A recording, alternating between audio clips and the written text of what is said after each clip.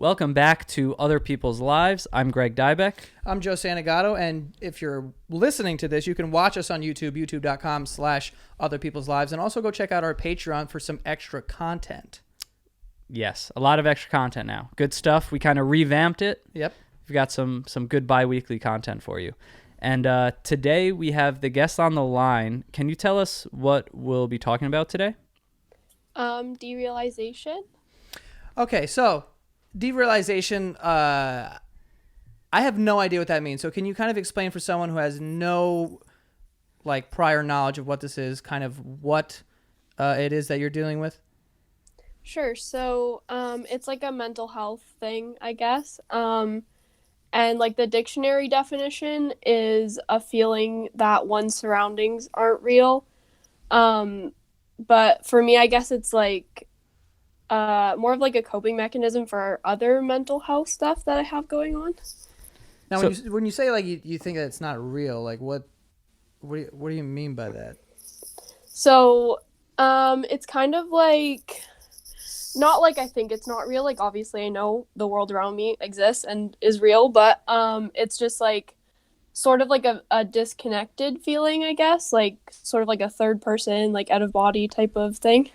Yeah, so I was reading about it before, and it really is hard to wrap your mind around. So it's kind of the feeling of I guess a dissociation from your real life, or kind of you're an observer of your life, but not in your body. It's almost like an outer body experience. I know these things sound really out there, but I guess one of the examples I saw is a daydream is sort of an example of how we dissociate in life. So we've all dissociated. We've all had those moments of a daydream where you just kind of slip into this non-reality of your reality. It's real, but it's just foggy. You're almost floating.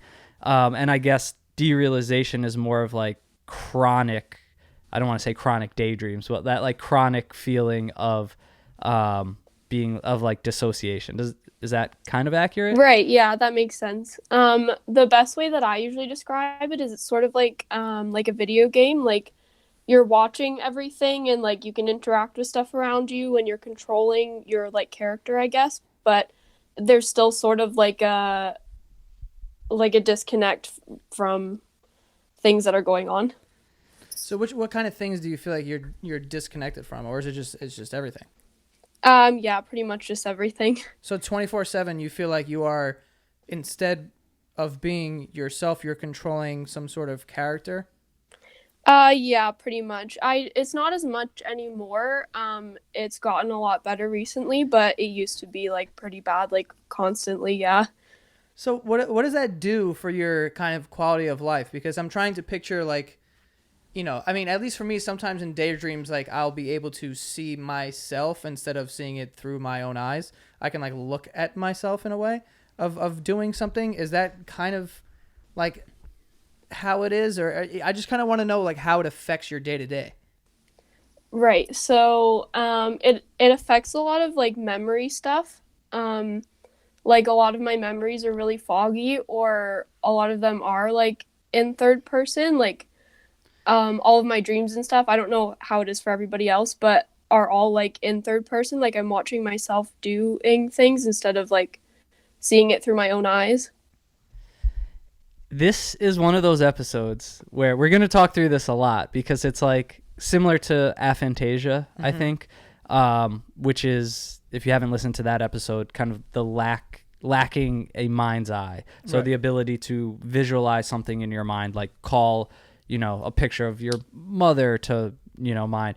And this is just one of those things that I think is so hard to understand if you're not experiencing it.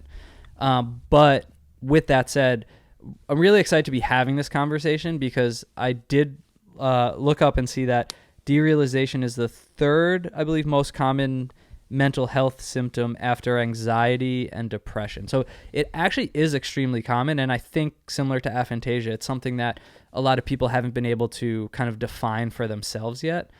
So I wouldn't doubt if a lot of people are kind of listening to this right now and some of this sounds familiar to how they feel, but maybe they're unaware that it's a strange feeling or not how everyone feels. Yeah, and I also wanted to know how you personally came to find out that you had derealization. This is something I heard about today. So I how did you figure out like, oh, this is an actual thing that I have? So the first time it really happened, it was sort of like I thought it was a panic attack at the time because I think I was like grade 8 maybe, so I hadn't really like experienced a lot of mental health stuff before. Um so yeah, it was just like a really weird like out of body experience, and then it didn't really happen again until I went to college, and then in college it was kind of like my just like my normal. So it was kind of like an episode at first. Right. So this wasn't always the norm as you understood it. It happened to you as kind of a panic attack would come on. You realize that this was kind of a different sensation that you've never experienced, and then in college it started becoming the normal for you. Yeah. How long did this episode last? The first one was probably only a couple hours, I would think. So what is that like? I'm curious about that transition of like you fall into this feeling of you're looking at yourself and you're not yourself, you're just this character and the world is kind of happening around you. And then what is it like transitioning back into, oh wait, no, that was just like something that happened. Like what was that kind of experience like? Yeah. Well, it's not even really like a hard like 1 second I'm in it, the next I'm not. It kind of like fades in and out. And sometimes I don't even notice it. Um, and then I'll like realize that, oh, I've been zoned out for the past like 5 hours, and like I don't know what like I've just missed out on 5 hours and I don't really remember what happened. So it's like, I don't want to call it a blackout because you're still functioning as you normally would. Is it just not like you're not truly present in the moment? Like what you're experiencing isn't really translating into like a memory. Maybe like you're not getting like the same emotional stimulation you would get from a situation if you weren't experiencing derealization. Yeah, that makes sense. And a lot of times, it's hard for me to have like really long conversations and like listen to somebody else talk for a long time because I just like space out. And there's been like so many times I just like miss people talking to me, and I just like forget everything that they said because I just like wasn't really there.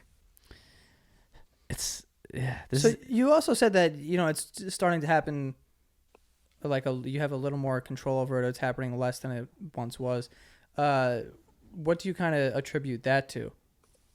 Um, I think it just got bad in college because it could have been like it was my first time away from home, or like I wasn't really in a great relationship at the time, or it could have been like lack of sleep. Yeah, it could have been a lot of stuff, but I'm back home now and working, so I guess I'm just back where I'm comfortable, so it just like I haven't like needed it, I guess. Yeah, and I did read that too, that it's like, I think a lot of times for people, there was maybe like a past trauma in their life and they start to develop it because it is quite literally kind of numbing the world around them and then kind of lessens, certain experiences or thinking about a trauma or experiencing certain anxieties and stuff like that. So are you saying it could be similar for you where it's like in more uncomfortable situations, it's sort of like, I don't want to call it a coping mechanism. You're also not doing it intentionally, but something that does help you cope with, stress or discomfort. Yeah, I think in times where I'm like having a lot of anxiety, it comes on to sort of like it's my brain's way of protecting me, I guess. So that I'm like I don't really have to deal with what's going on around me. But also it can cause a lot of anxiety for me when I notice that it's happening, and then I'm like trying to force myself to be present. It just sort of makes it worse. It makes it worse. Yeah, yeah. So you don't really have any control over if you can snap yourself in and out of it. No, not really. And I've tried different things. Like for some people, paying attention to it like that does help and can like get them out of it. Like there's this thing called grounding where you like name 5 things around you that you can see, 4 that you can touch, 3 you can hear, 2 you can smell, and 1 you can taste, and it just kind of like brings you back into like the present moment rather than being like daydreaming, I guess. But yeah, for me, that like paying attention to it made it worse more than better.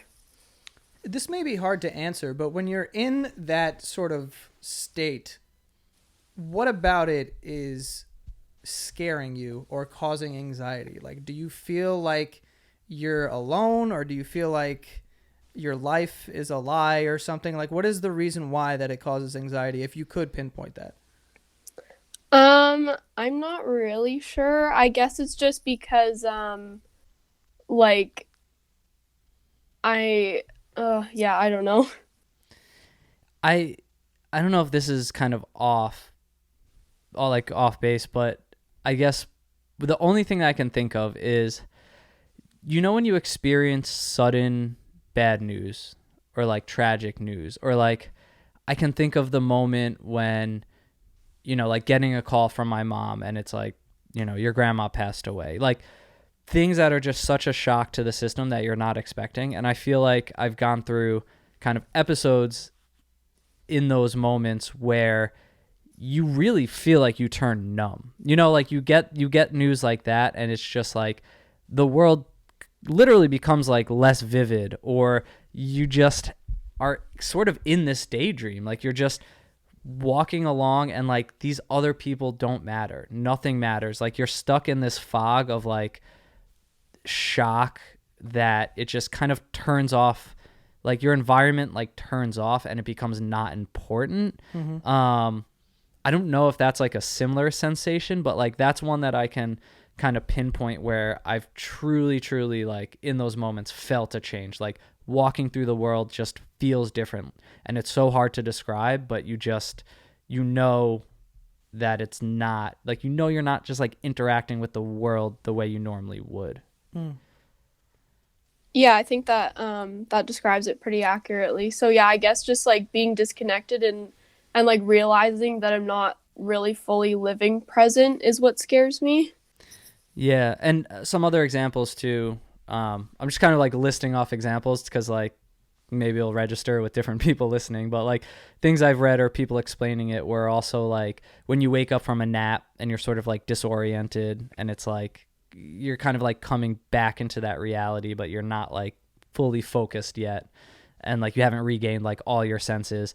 Also like seeing a movie in the daytime, or like say you were like out in the sun like all day and then you come back into your house and your house isn't dark, but it's like that transition of the light to like being outside to being inside, or like being in a dark movie theater to finally walking outside. It's like you have to take a moment to regroup yourself. It's like, okay, my like surroundings are kind of hazy right now. And I've read about people even experiencing visual effects with this, like really not seeing color as much or not being able to notice those things.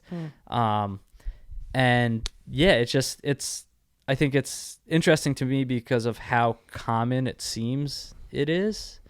But so hard to describe. Yeah. So other than grounding though, with this experience, when you're like kind of in it, is there any other ways to kind of get a hold of it? Like, does therapy help? Is there any medication, or is there any sort of meditation or any, ways to kind of get a better grip of it? I'm sure there is lots of stuff that people have found that work, but I haven't really found anything that works for myself yet. I just kind of have to let it pass and just hope that it's not a permanent thing again. So now but you say it's a couple of hours it usually lasts? Yeah, about that. What's the longest that it's been for you? Well, like I said, in college, it was pretty much 24/7, so probably like a few months at a time. Wow. Is it something you're experiencing right now, or no, because you're kind of home and comfortable? I am a little bit right now, but just because I am a little anxious for this phone call, but And what does that feel like exactly? I another way I like to explain it is it's sort of like when you look at yourself in the mirror when you're drunk and it's like everything seems sort of off and like you don't really recognize yourself, but it's like that feeling but without being drunk. That's such a vivid example. I can see that. I've Yeah. had many moments like that. I've done weird shit too, where like you see yourself in the mirror, and then for a second you're like, "Is this what people see, or am I completely different to other people?" Right. Like you start to feel like, "Am I the Yeah. only one seeing this version, or does Yeah. other people see a different version?"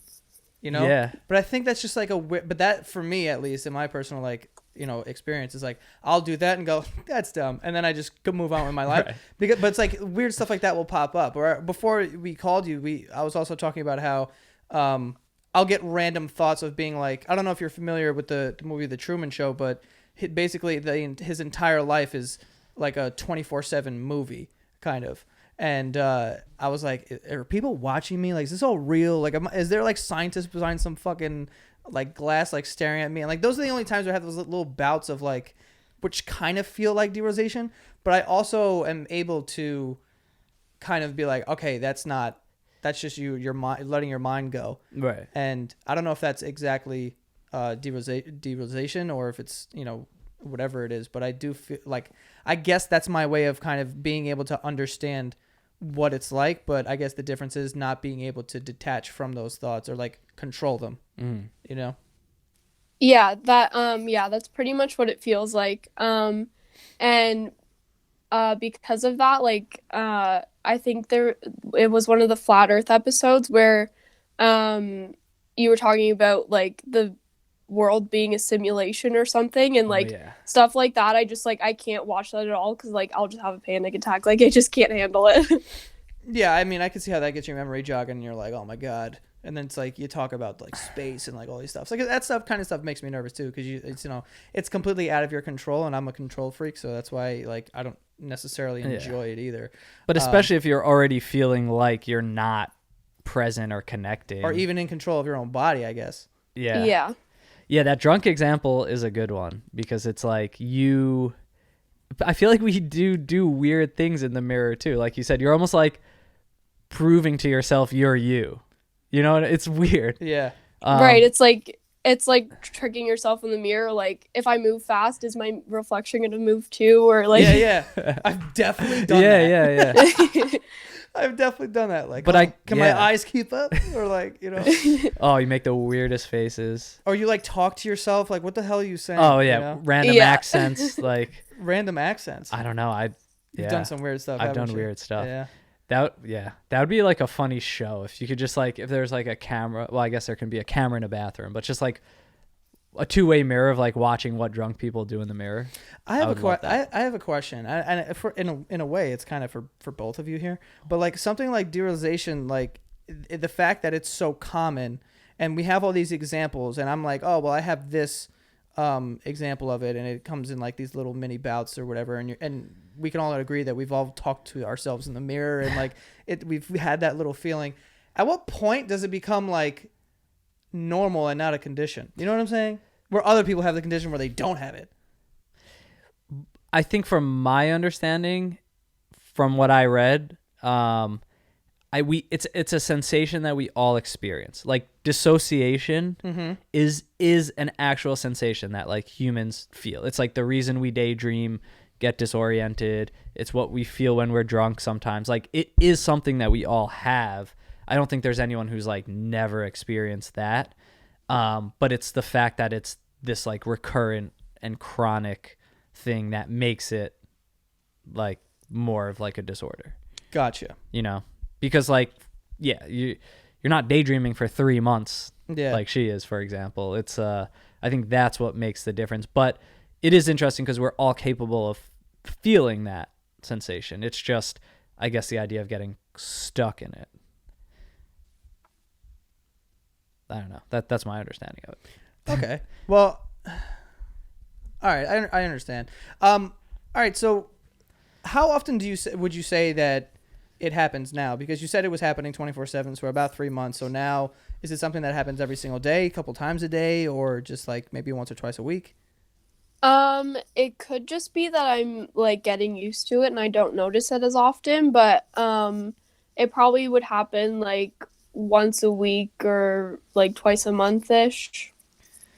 Okay. Does it lead, like, could this cause anxiety or like a depressive state at points? Because I'm kind of just thinking about this, like, just talking to you, and like all that's crossing my mind is like, this is unfair. Like, it's unfair that you're feeling this constantly, and like me and Joe are not feeling this constantly.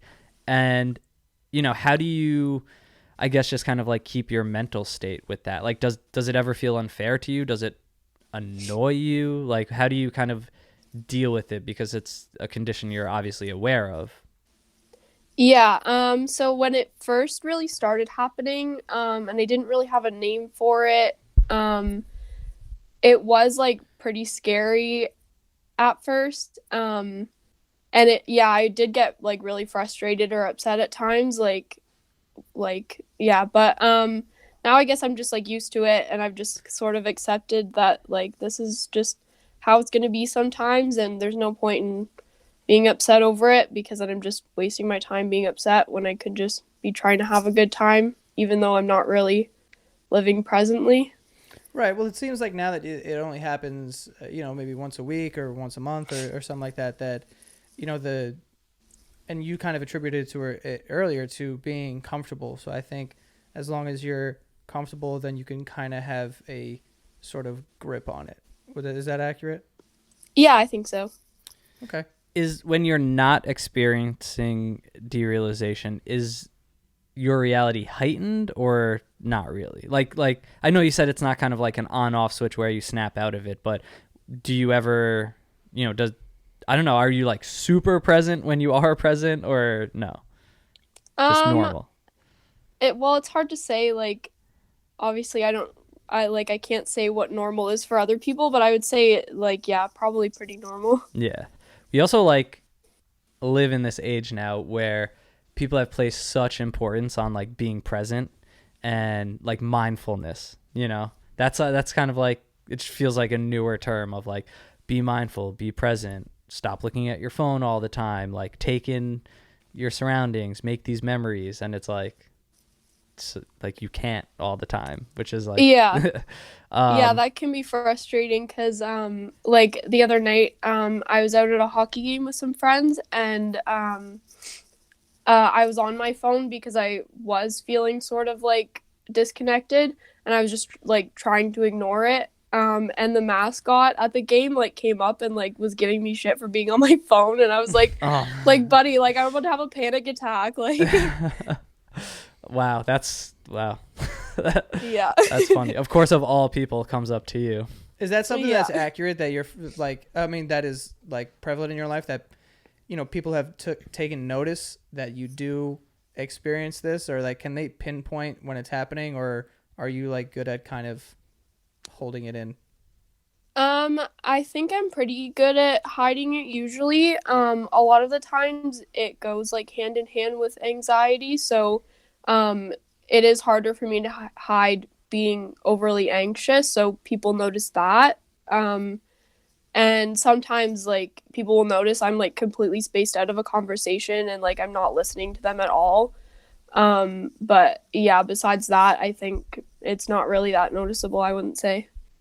What about relationships, like forming, whether it be like romantic relationships, new friendships?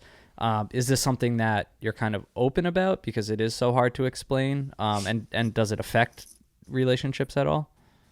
Yeah, because it is really hard to explain, I usually just like don't unless it comes up. So my boyfriend right now, listening to this podcast, will be the first time he's hearing about this. No way. How does this always happen? I don't know. And yeah, I've told, like, I talked to my mom about it once before and some friends, but it's sort of, because it is so hard to explain, it sort of feels like frustrating, like trying to explain it to people. So usually I just like don't, because it's just easier to just like pretend it's not happening than trying to like explain it and them just like looking at me weird. Yeah, that's tough, because I think of how hard it is to explain. And hey, boyfriend listening, I hope you respect her for coming on and sharing it, because that's not easy. You're brave. You said you're a little anxious for the call. It's your first time kind of saying this, and he's going to find out. So if he has a problem with it, you come let us know. Oh my God. We're going to talk to him. There But he goes. no, but that's cool to hear. So hopefully you guys have a good conversation about it after. Yeah, we probably will. Is there anything that you would want to say to people listening? Because like I said before, I think how common this is, there's going to be people out there that, maybe experience this more than the average person, maybe experience it all the time, and are now starting to be able to define what that is and understand that they're not alone in this. So is there anything that you would want to say to them about, maybe seeking certain treatment or, things that they can do? Yeah, well, I think like the biggest thing that helped me was like actually finally putting a name on it. So hopefully just that in itself will be helpful. But yeah, I guess if it's something that's like really affecting your daily life, like I would say like seek therapy or confide in like a friend that you really trust. There's nothing like wrong with you. It's just something that you're dealing with, and just like anything else, it's always easier to deal with things if you're like if you have someone going through it with you, I guess. Yeah, totally. And I think that's the thing about this. People are definitely not alone, who are experiencing this. Yeah, and I mean, hopefully this helps shed some light for people who are, experiencing this. And I don't want to say like spread the word, but it's good to get these things out there. Yeah, for sure. Cool. Well, we really, really thank you, for coming on. Like we said before, I know it's not something that's easy to talk about, but we thank you for sharing this and doing your best to explain something that's really, really hard to explain. Yeah, no problem. Thank you so much for having me. All right. Have a good one. You too. Our first sponsor is Honey, and Honey is a free online shopping tool that automatically finds the best promo codes and applies them to your cart. And you know how great it feels to save, and saving with Honey feels honestly even better than that. For me, it feels like when you wash your sheets finally, and then like that first night of sleep you get, that's how good that feels to save with Honey. Honey is right on your browser, so once you install it, you don't have to do anything. You literally just shop online the way you normally would. The other day, I was buying a bunch of like toiletries and stuff to like stock up in my house. Random promo code popped up. It saved me 30% off the entire order. So that's money that I would not have saved if I didn't have Honey. Basically free money. And Honey has found its over 18 million members, over $2 billion in savings. They support over 30,000 stores online, Macy's, Target, Sephora, Best Buy, and more. They're adding more stores every day, and it has over 100,000 five-star reviews on the Google Chrome store. So serious, people are loving Honey and saving a ton of money. And you get it for free, and it installs in just a few seconds. Literally, if you go to your computer right now, it'll be on your desktop in like 5 seconds. You get it for free at joinhoney.com/OPL. That's joinhoney.com/OPL. Go save some money. The thing with these episodes that's interesting is that it's like, I feel like I still don't have an answer of what it is, and it's like but like that. I feel like that's the point. Also, like it's something you can't really explain, but you can kind of just keep giving examples so you can try and wrap your mind around it. Like even the aphantasia thing is like aphantasia thing. It's I was like, gonna say. I said aphantasia thing. Aphantasia thing is still sort of a mystery to me. I think I have a grip on what it is, and I guess you could say like just visualizing people's faces and like whatever. But with this, I kind of feel like everyone does this thing, but they just do it more, and they can't really explain. Yeah. Because there's so many forms of it too. I feel like. Yeah. Like the feeling I have when I'm like, looking at myself in the mirror and being like, "Is this what people see when they see me, and then me looking at myself drunk in the mirror. Those are different feelings, but they're kind of the same. I think. I mean, we're fighting for simplified explanations for something very complicated, something that's psychiatric and happening in your mind. And I mean, you're right. We'll never truly understand these things because we'll never experience it the way that people who have it are experiencing it. But yeah, I think both those examples you gave, I would say falls under the umbrella of like dissociative behavior. I don't even know what to call it, but like just that, when you just, those glimpses of like, whoa, I just had a weird outer body experience.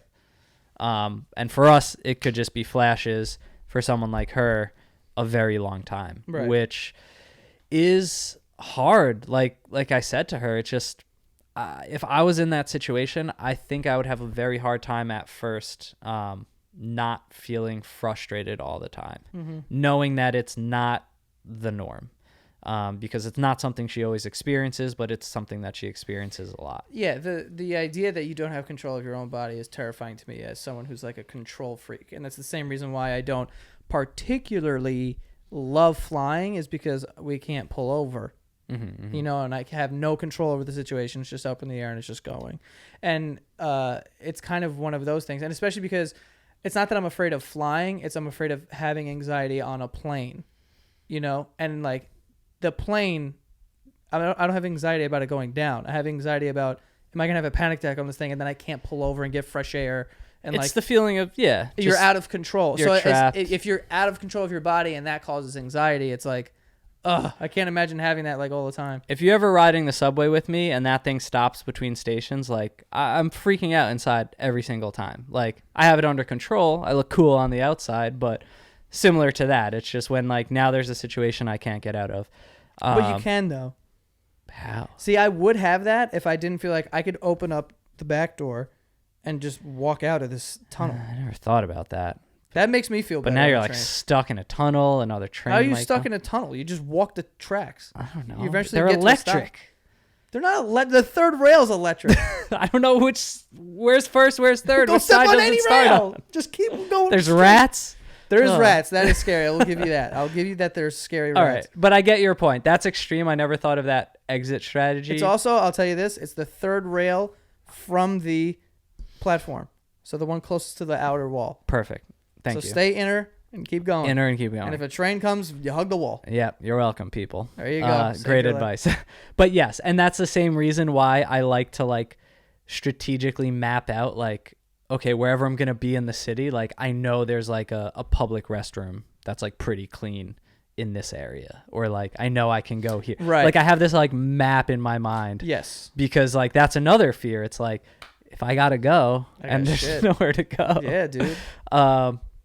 Don't know if this has anything to do with derealization. No, What were you saying? Oh, being out of control. Yeah. And that frustration of Right. The idea of like we have so many, like especially me and you, we have all these things where it's like we need to be in control and we need to like whatever, even if you're going to be out of control in the situation of like we're going to your uncle's house and like that's what it's going to be and you don't have a say.